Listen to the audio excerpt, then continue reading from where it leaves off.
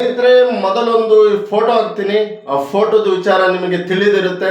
ಅದ್ರ ಬಗ್ಗೆ ಮಾತಾಡ್ತೀನಿ. ಪ್ರತಿಯೊಂದು ವಿಷಯನೂ ನೋಡಿ.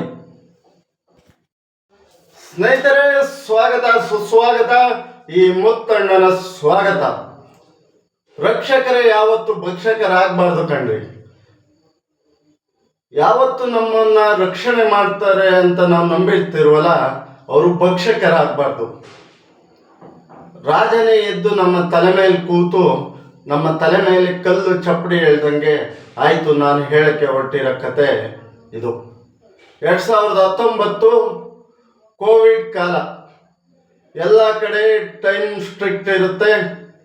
ಇಂಥ ಟೈಮಿಗೆ ಬಂದ್ ಮಾಡಬೇಕು ಅಂತ ತಮಿಳುನಾಡು ಎರ್ನಾಕುಲಂನಲ್ಲಿ ಸಿಟಿ ಮಧ್ಯದಲ್ಲಿ ಒಂದು ಮೊಬೈಲ್ ಶಾಪ್ ಇರುತ್ತೆ. ಮೊಬೈಲ್ ಶಾಪಲ್ಲಿ ಅಪ್ಪ ಮಗ ವ್ಯಾಪಾರಸ್ಥರು ಆಗಿರ್ತಾರೆ. ಒಬ್ಬ ಅಪ್ಪ ಮಗ 45 ನಿಮಿಷ ಹೆಚ್ಚುಗಳ ಕಾಲ ಮೊಬೈಲ್ ಅಂಗಡಿ ಓಪನ್ ಇರುತ್ತೆ. ಪೊಲೀಸ್ನವರು ಬರ್ತಾರೆ, ಅವರಿಗೆ ಹೇಳ್ತಾರೆ ಬಂದ್ ಮಾಡಿ ಅಂತ. ಯಾವ ರೀತಿ ಹೇಳಿದ್ರು, ಯಾವ ಭಾಷೆಯಲ್ಲಿ ಕೆಟ್ಟಾಗಿ ಹೇಳಿದ್ರು, ಮತ್ತೊಂದು ಹೇಳಿದ್ರು ಗೊತ್ತಿರಲ್ಲ. ಬಂದ್ ಮಾಡಿ ಇಷ್ಟು ಮಾಡಿದಾರಲ್ಲ ಅಂತ ಒಂದು ಫೈನ್ ಹಾಕೋ ಒಂದು ಚಿಕ್ಕ ವಿಷಯ ಹೇಳಿದ್ರೆ ಇಷ್ಟು ಸಂಗತಿ ಆಗ್ತಿರ್ಲಿಲ್ಲ ಅನ್ಸುತ್ತೆ. ಅಪ್ಪ ಮಕ್ಕಳಿಗೆ ಹೇಳ್ತಾರೆ ಅವರು ಬಂದ್ ಮಾಡಿ ಅಂತ. ಅವಾಗ ಮಾತಿನ ಚಕಮಕಿ ಆಗುತ್ತೆ ನೋಡಿ. ಈ ಊರು ಕಡೆಯಿಂದಲೂ ರಿಯಾಕ್ಷನ್ ಜೋರಾಗಿದ್ದರಿಂದ ಮೋಸ್ಟ್ಲಿ ಆ ಕಡೆ ಆಕ್ಷನ್ ಬಂದಿರುತ್ತೆ. 2 ಕೈ ಸೇರಿದ್ರೇನೆ ಚಪ್ಪಾಳೆ ಸ್ನೇಹಿತರೆ, ಒಬ್ರ ಕಡೆಯಿಂದ ಅಲ್ಲ. ಅವಾಗ ಹೇಳಿದಾಗ ಮಾತಿನ ಚಕಮಕಿ ಜಾಸ್ತಿ ಆಗಿರುತ್ತೆ. ಮಾತಿನ ಚಕಮಕಿಯಾಗಿ ಪೊಲೀಸ್ನವರು 8-9 ಜನ ಇರ್ತಾರೆ. ಅವ್ರನ್ನ ಕರ್ಕೊ ಹೋಗಿ ಕೂರಿಸಿ, ಇಲ್ಲ ಜೈಲಿಗೆ ಹಾಕಿ, ಕೋರ್ಟಿಗೆ ಕೇಸ್ ಹಾಕಿ, ಮತ್ತೊಂದು ಫೈನ್ ಹಾಕಿದ್ರು ಓಕೆ. ಚಿತ್ರಹಿಂಸೆ ಮಾಡಿ ಸಾವು ಸುಮ್ಮನೆ ಬಂದಿಲ್ಲ, ಹೊಡೆದಿದ್ದಾರೆ, ಬಡ್ದಿದ್ದಾರೆ. ಚಿತ್ರಹಿಂಸೆ ಅಂದರೆ ವ್ಯಾಘ್ರನ್ ಥರ ಮಾಡಿದ್ದಾರೆ. ಅಪ್ಪ ಮಕ್ಕಳು ಇಬ್ಬರು ಸ್ಟೇಷನ್ ಒಳಗೆ ಸಾಯ್ತಾರೆ ಅಂದರೆ ನೀವು ಯೋಚನೆ ಮಾಡಿ ಅವ್ರು ಯಾವ ರೀತಿ ಹಿಂಸೆ ಕೊಟ್ಟಿರ್ಬೋದು.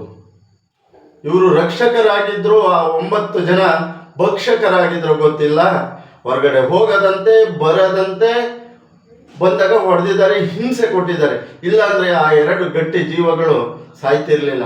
ಬೆಳೆಯೋದು ಕನಸು ಕಂಡಿದ್ದ ಮಗ, ಒಂದು ಮಧ್ಯಮ ವಯಸ್ಸು ವರ್ಗದ ಒಬ್ಬ ಕುಟುಂಬದ ಅಪ್ಪ ಮಗ ಸಾಯ್ತಿರ್ಲಿಲ್ಲ. ಇವರು ಫೈನ್ ಹಾಕೋ ಮತ್ತೊಂದು ಮಾಡ್ಬೋದಾಗಿತ್ತು. ಮನ ಬಂದಂತೆ ತರಳಿಸಿದ್ದಾರೆ, ಮನ ಬಂದಂತೆ ಹೊಡೆದಿದ್ದಾರೆ, ಮನ ಬಂದಂತೆ ಚಿತ್ರಹಿಂಸೆ ಕೊಟ್ಟಿದ್ದಾರೆ. ಅವರು ಪ್ರಾಣ ಬಿಟ್ರು. ಅಪ್ಪ ಮಗ ಇವ್ರ ಹಿಂಸೆ ತಾಳದಲ್ಲೇ ಪ್ರಾಣ ಹೋಗಿ ಸಾಯ ತನಕ ಹೊಡೆದಿದ್ದಾರೆ. ಆದರೆ ಇದನ್ನ ನಾರ್ಮಲ್ ಆಗಿ ಸತ್ತಿರೋದು ಅಂತ ಹೇಳಕ್ಕೆ ಇವರು ತುಂಬಾ ಪ್ರಯತ್ನ ಪಟ್ಟರು. ದೇಶಾದ್ಯಂತ ದೊಡ್ಡ ವಿಷಯ ವಿರೋಧ ವ್ಯಕ್ತವಾಯಿತು.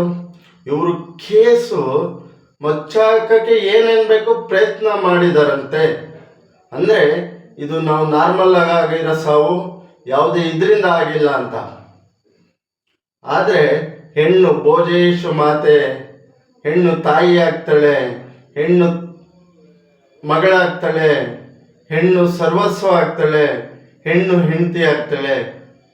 ಎಲ್ಲ ಹೆಣ್ಣು ಹಲವು ರೂಪ, ಹೆಣ್ಣಿನ ಶಕ್ತಿಯಾಗಿ ಆ ಯಾರೋ ನನ್ನ ಹೆಣ್ಮಗಳು ಕಾನ್ಸ್ಟೇಬಲ್ ತಾಯಿ ಧೈರ್ಯದಿಂದ ಬಂದು ನನ್ನ ಕುಟುಂಬಕ್ಕೆ, ನನ್ನ ಮಕ್ಕಳಿಗೆ, ನನ್ನ ಗಂಡನಿಗೆ ಏನು ಅನ್ನೋ ಒಂದು ಇದಿಲ್ದಲೆ ತನ್ನ ಜವಾಬ್ದಾರಿ ಮೇಲೆ ಇರ್ತಾಳೆ.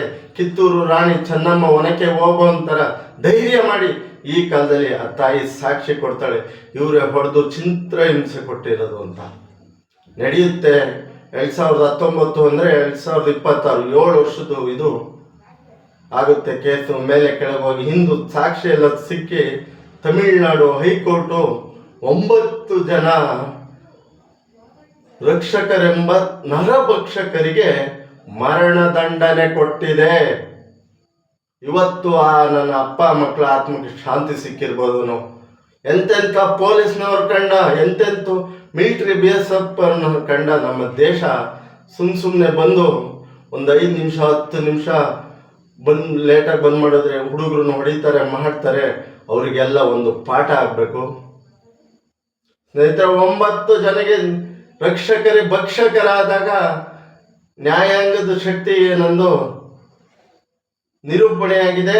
ಆ ಜಡ್ಜ್ಮೆಂಟ್ ಕೊಟ್ಟಂಥ ಜಡ್ಜಿಗೆ ನನ್ನ ಒಂದು ತುಂಬು ಹೃದಯದ ಧನ್ಯವಾದ. ಆ ಎರಡು ಪಾಪದ ಆತ್ಮಗಳಿಗೆ ಒಂದು ನೆಮ್ಮದಿ ಸಿಕ್ಕಿರುತ್ತೆ. ಆ ಜಗದೇಕ ಮಲ್ಯ ತಾಯಿ ಕಾನಿಸ್ಟೇಬಲ್, ಅವ್ರ ಫೋಟೋ ಎಲ್ಲ ಇದೆ, ಹಾಕಂಗಿಲ್ಲ. ಅವರು ಆ ಧೈರ್ಯದಿಂದ ಬಂದು ಸಾಕ್ಷಿ ಹೇಳಿ ಇವತ್ತು ನ್ಯಾಯ ಎತ್ತಿ ಹಿಡಿದಿದ್ದಾರೆ. ಹೆಣ್ಣು ಮಕ್ಕಳು ಇಂಥವ್ರನ್ನ ಆದರ್ಶ ತಗೊಳ್ಳಿ ಸ್ನೇಹಿತರೆ. ನೋಡಿ, ನ್ಯಾಯಕ್ಕೆ ಸಂದ ಜಯ. ನನ್ನ ಎರಡು ಮಾತು ಮುಗಿಸ್ತಾ ಇದ್ದೀನಿ. ತಪ್ಪಿದ್ರೆ ಕ್ಷಮಿಸಿ, ಹರಸಿ, ಕಾಪಾಡಿ. ದಯವಿಟ್ಟು ಕಮೆಂಟ್ ಮಾಡಿ, ಲೈಕ್ ಮಾಡಿ, ಶೇರ್ ಮಾಡಿ, ಚಾನಲ್ ಸಬ್ಸ್ಕ್ರೈಬ್ ಮಾಡಿ. ದೇಶಕ್ಕೋಸ್ಕರ ಅಂತ ಬಗ್ಗೆ ಸಮಾಜಕ್ಕೋಸ್ಕರ ಮಾಡೋ ವಿಡಿಯೋಗಳಿಗೆ ಸಪೋರ್ಟ್ ಮಾಡಿ. ಯಾವುದು ಮಾಲ್ಡೀವ್ಸು ಮತ್ತೊಂದು ಜಾಗಕ್ಕೆ ಹೋದಂಥ ವಿಡಿಯೋಗಳಿಗೆ ಸಪೋರ್ಟ್ ಮಾಡ್ತೀರಾ, ಫಾಲೋ ಮಾಡ್ತೀರಾ.